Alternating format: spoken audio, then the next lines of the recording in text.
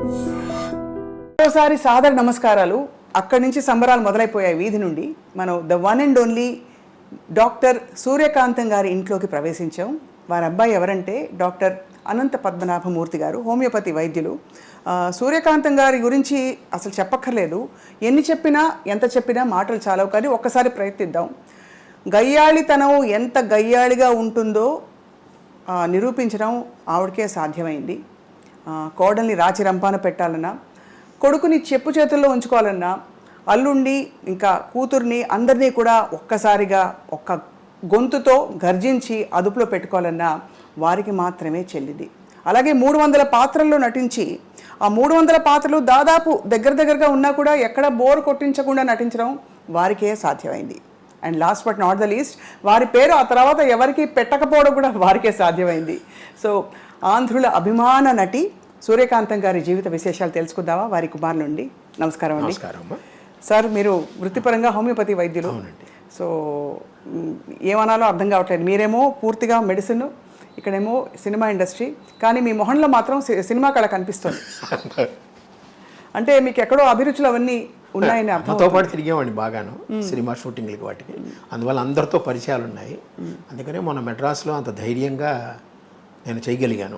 పెద్ద వాళ్ళని పిలిచి అమ్మ పేరు మీద వచ్చారంటే మీరు ఆలోచించండి. ఆవిడకు ఉండే పేరు, ఆవిడ వల్ల తిరిగినప్పుడు రాజశ్రీ గారు వచ్చారు సినిమా ఫీల్డ్లో, తర్వాత జయచిత్ర గారు వచ్చారు, తర్వాత వచ్చి విశ్వనాథరెడ్డి గారు వచ్చారు, నాగిరెడ్డి గారు అబ్బాయి ఆయన వచ్చాడు, ఆదిశేషయ్య గారు వచ్చారు. అట్లా చాలామందిని పిలిస్తే వెంటనే ఒప్పుకుని వచ్చారు. దానికి నిజంగా అమ్మే 90% అమ్మే. కానీ నిజంగా తెర మీద గయ్యాళి, కానీ ఆ గయ్యాళిని మనం ఏమీ అనలేము. అంత ప్రేమించబడే తత్వం వాళ్ళు అలా ఉట్టిపడేది. ఒకటమ్మా, మా అమ్మ గురించి సినిమా స్టార్టింగ్లో ప్రేక్షకులుగా మీరందరూ తిట్టేవారు, కానీ సినిమా ఎండింగ్లో మీరందరూ మెచ్చుకునేవారు. ఆ సినిమాకి అక్కడే ++ జరిగిపోతుంది. పైగా మీరు గయ్యాళిని చాలాసార్లు అన్నారు. అది నాకు నచ్చదు. మా అమ్మ గయ్యాళి కాదు. అవునా? మీ లెక్కలో గయ్యాళి. అవునా? మా లెక్కలో అనురాగ దేవత.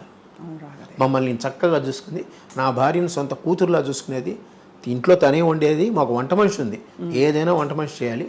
పైపే మెరుగులే, తను చేసినా పైపే మెరుగులే. అంతే, లాస్ట్లో గరిటి పట్టడమే తప్పేటి చేయలేదు. మా అమ్మ కూర్చొని చేసేది. ఆవిడకి హాబీ అది. చేపల పెంపకము, కుక్కల పెంపకము, వంట ఖాళీ ఉందంటే వంట చేసేది. పైగా వంట చేసి ఇతరులకు పెట్టాలనే ఉంది. ఆ ఇది ఉంది చూసారా, నాకు తెలిసి ఎవరికి లేదు. ఇప్పుడు ఎవరికైనా మనం బయట నుంచి కొనుక్కోవడమో లేదంటే ఎవరి చేత చేయించడమో అలా పెడతాం మనం. కానీ ఆవిడ తను చేసి పెట్టాలనే కోరికతో తను కూర్చొని చేసేది. ఏమేమి వంటకాలు చేసేవారు సార్? ఆవిడ ట్రెడిషనల్ వంటకాలే. పులిహార మెయిన్. జయలలిత గారికి కూడా చాలా ఇష్టం. చాలా వాళ్ళకి ఆదు సుబ్బారావు గారు అనండి, ఎవరైనా సరే.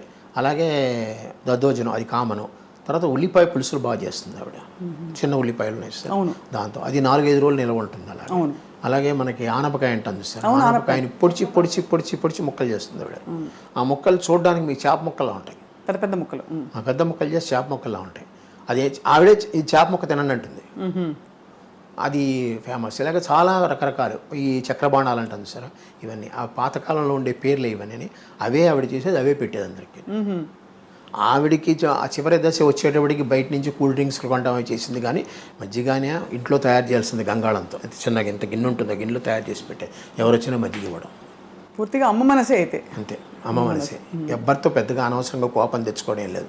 అందరినీ నాయన అని పిలుస్తుంది. పైగా ప్రతి వాళ్ళు ఆవిడ చిన్నతనం, నా చిన్నతనాన్ని నేను చూసాను. ఆవిడని అమ్మ, అందరూ అమ్మ అనే పిలుస్తారు.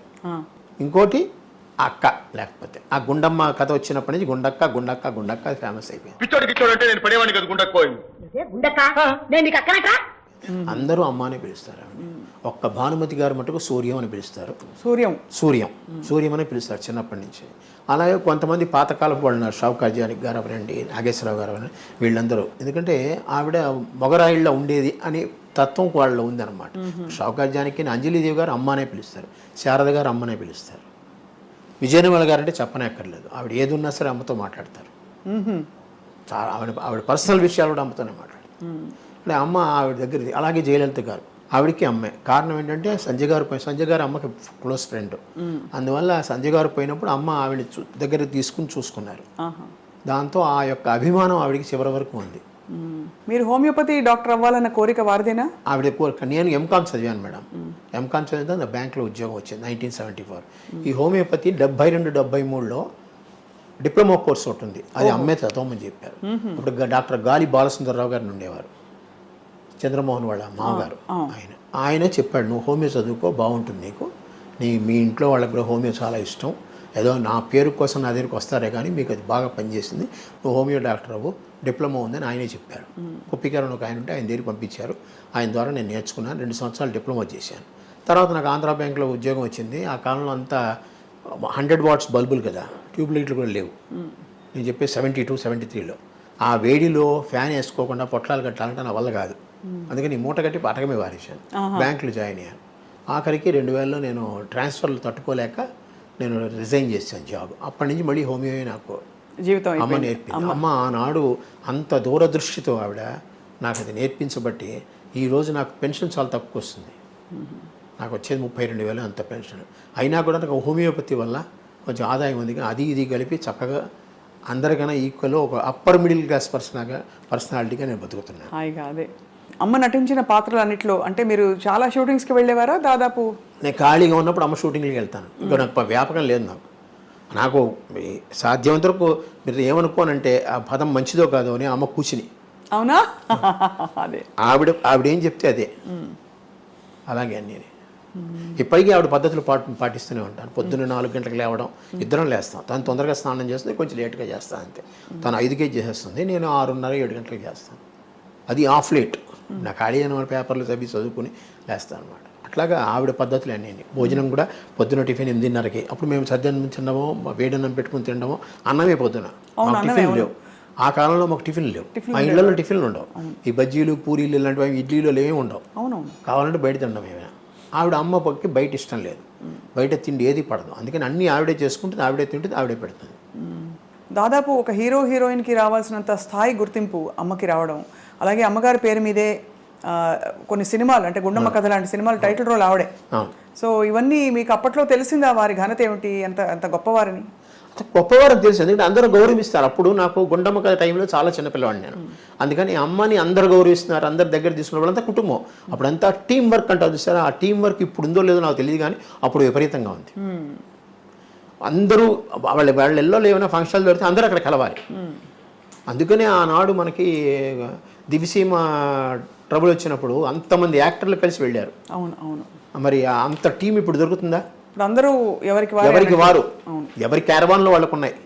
వీళ్ళందరూ చెట్ల కింద కూర్చొని, చెట్ల కింద తిని, చెట్ల కింద ఉండేవాళ్ళు. మేకప్ రూమ్ ఒకటి ఉంటుంది, వీళ్ళందరూ చెట్ల కిందే కూర్చొని చెట్ల కిందే ఉండేవాళ్ళు.